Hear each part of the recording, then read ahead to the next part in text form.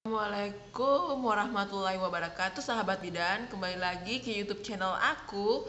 Jadi ini adalah SKB FR yang ke-8 ya teman-teman. Di sini aku membahas soal penyakit jantung dan KPD pada kehamilan.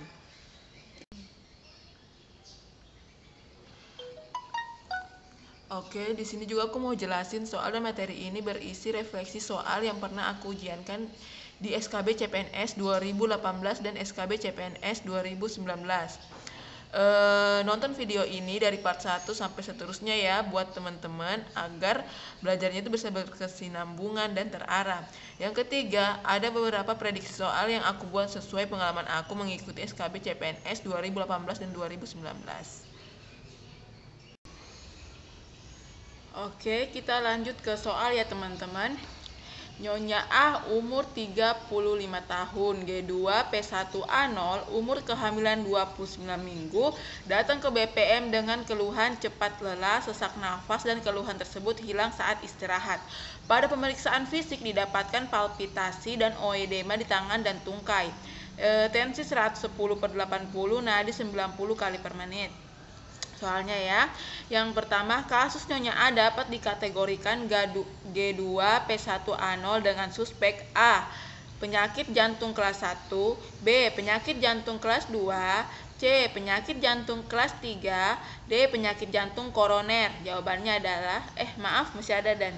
Penyakit jantung akut. Jawabannya adalah B. Penyakit jantung kelas 2. Jadi teman-teman, di sini kita harus temukan data fokusnya ya teman-teman. Di sini teman-teman langsung lihat saja data fokusnya itu adalah keluhan cepat lelah, sesak nafas, dan keluhan tersebut hilang saat istirahat. Maka dia cocok dengan kategori penyakit jantung kelas 2 ya.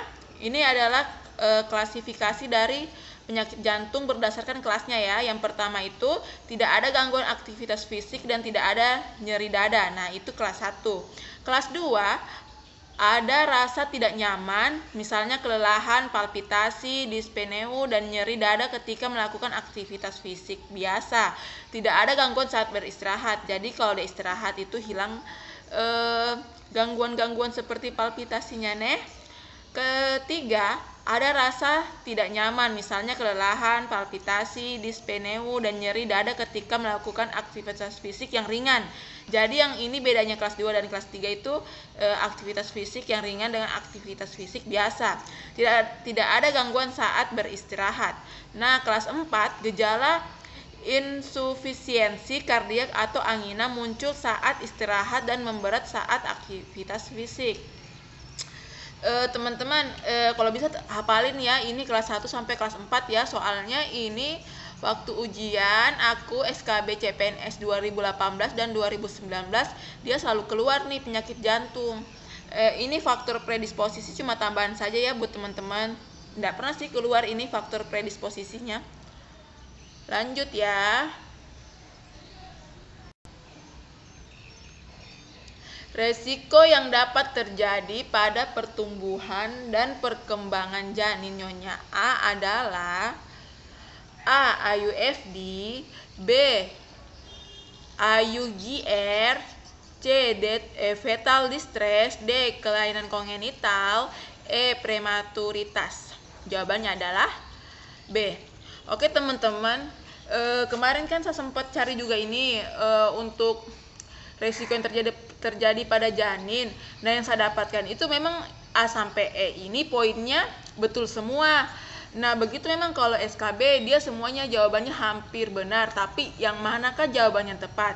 Di sini kenapa jawabannya B? Itu karena soalnya meminta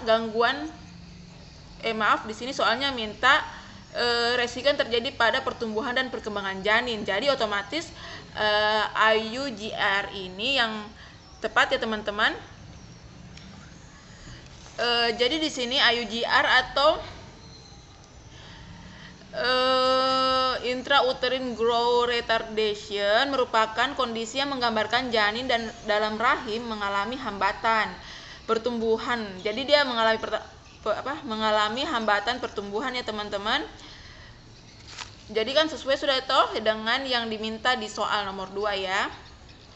Di sini Pada IUGR, ukuran janin tak sesuai dengan ukuran yang seharusnya berdasarkan usia kehamilannya. Tubuh wanita yang sedang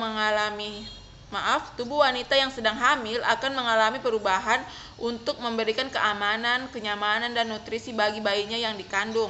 Sistem kardiovaskular adalah suatu bagian tubuh yang dapat mengalami perubahan sehingga mempengaruhi kesehatan kardiovaskular dan tubuh wanita secara keseluruhan. Sistem sirkulasi dan kardiovaskular akan mulai berubah sejak trimester pertama, biasanya memuncak saat trimester kedua, dan memasuki fase plateau pada trimester ketiga. Tubuh akan kembali berfungsi seperti biasa setelah persalinan.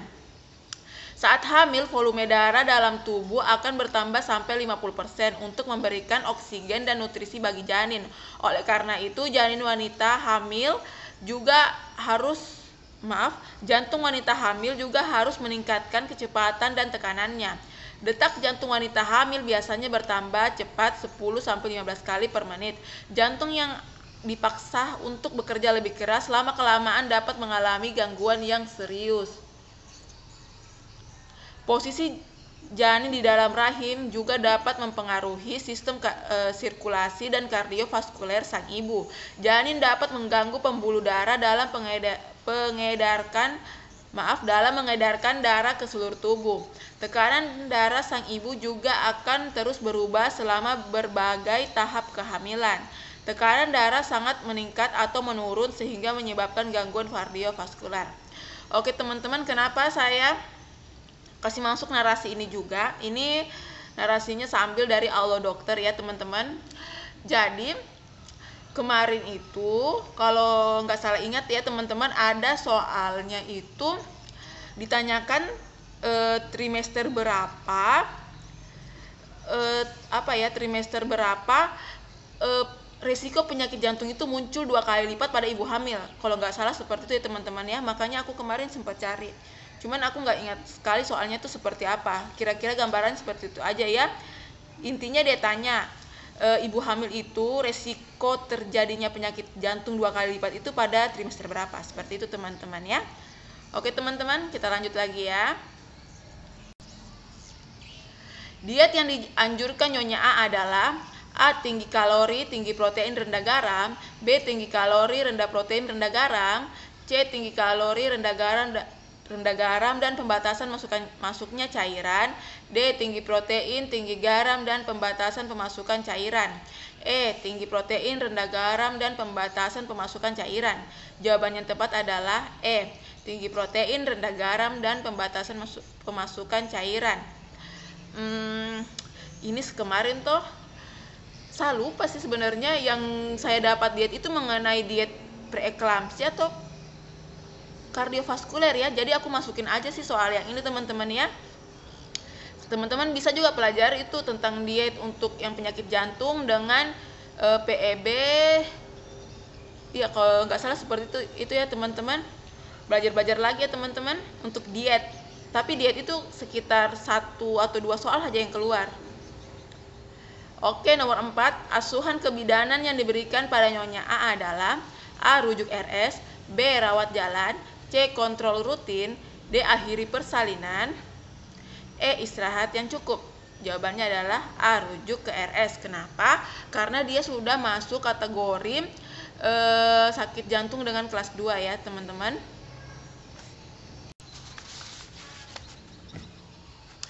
Lanjut ya teman-teman, ini seorang perempuan berusia 32 tahun, hamil anak keempat, tidak pernah abortus, usia kehamilan 9 bulan. Ke BPM, mengeluh keluar cairan merembes dari kemaluan berwarna jernih, berbau anyir, dan tidak mulas. Apakah pemeriksaan penunjang untuk menentukan diagnosa tersebut? A. Tes protein urin, B. Tes glukosa urin, C. Tes lakmus, D. Tes pH urin, E. Tes albumin urin.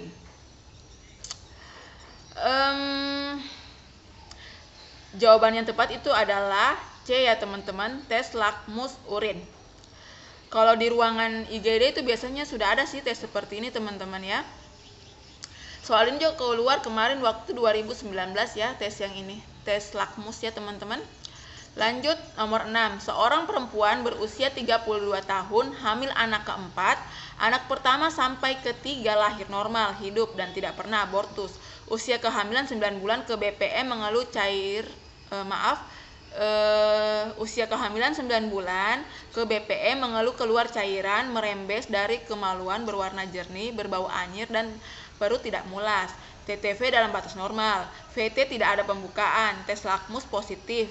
Apakah diagnosa yang tepat dari kasus tersebut adalah A. G4P3A0 dengan partus prematur, B. G4P3A0 dengan KPD, C. G4P3A0 dengan infartu, D. G4P3A0 dengan risiko tinggi, E. G4P3A0 dengan kehamilan normal. Jadi di sini teman-teman jawaban yang tepat adalah B ya, G4P3A0 dengan KPD. Untuk infartu di sini data fokusnya tidak ada pembukaan ya teman-teman. Jadi itu bukan infartu, kecuali ada pembukaan baru kita bisa bilang dia infartu. Tapi lihat dulu berapa jam sudah keluar cairannya, seperti itu teman-teman ya. Nah ini dia. Jadi teman-teman bisa cari perbedaan antara KPD dengan KPSW. Jadi kalau KPD itu ketuban pecah dini dan KPSW adalah ketuban pecah sebelum waktunya. Soal ini kemarin saya tidak dapat sih 2019, cuma di 2018 saya dapat KPSW. Buat teman-teman boleh mungkin searching perbedaannya antara KPD dan KPSW ya. Untuk tambahan pembelajaran saja, siapa tahu teman-teman dapat soal ini. Oke, ini tadi pembahasan dari soal sebelumnya ya. Untuk pemeriksaan KPD itu toh, di sini cairan tersebut adalah cairan amnion dengan memperhatikan bau cairan ketuban yang khas. Nah, seperti tadi bau anyir kan? Nah, itu ciri bau ketuban. Terus di sini ada tes nitrazin. Nah, itu yang pakai lakmus namanya tes nitrazin. Siapa tahu nanti soalnya keluar itu bukan tes lakmus, bisa aja ganti dengan tes nitrazin. Nah, itu sama saja ya teman-teman. Jadi tes nitrazin lihat apakah kertas lakmus berubah dari merah menjadi biru. Harap diingat bahwa darah, semen dan infeksi dapat menyebabkan hasil positif palsu. Terus gambaran pakis yang terlihat di mikroskop ketika mengamati sekret cervicovaginalis yang mengering. Jadi saya fokus ke tes nitrazin aja teman-teman ya. Soalnya 2018 dan 2019 soalnya keluar juga ini kayaknya. Tapi kalau 2018 kayaknya dia tuh ada nitrazinnya begitu teman-teman. Aku agak lupa juga sih itu 2018. Soalnya aku cuma ingat 2019 kan masih baru teman-teman tuh, lebih fresh. Jadi aku ingat-ingat soalnya tuh sekitar 80% lah.